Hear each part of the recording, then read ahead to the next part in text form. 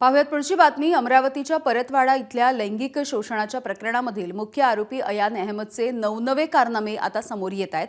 आता तर एक त्याचा जुना व्हिडिओ देखील व्हायरल झालाय। या व्हिडिओमध्ये बंदूक, नोटांचे बंडल, 4 मोबाईल, महागडी गाडी, थार हे देखील असल्याचं दिसतंय।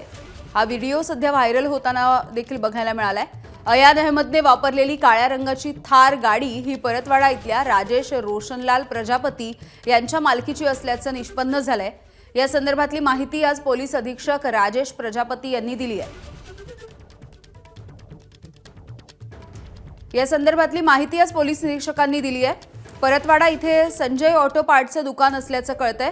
आरोपी अयान आणि राजेश प्रजापती याचे काय संबंध होते यावरून सध्या चौकशी सुरू असल्याचं पोलिसांनी म्हटलंय। गुन्हेगाराचे आपण जे व्हिडिओ पाहत आहात त्या व्हिडिओमध्ये आपल्याला स्पष्ट दिसत आहे की याच्याकडे 4 आयफोन आपल्याला दिसत आहेत। 4 आयफोन सोबतच आपल्याला एक रिव्हॉल्वर सुद्धा दिसत आहे।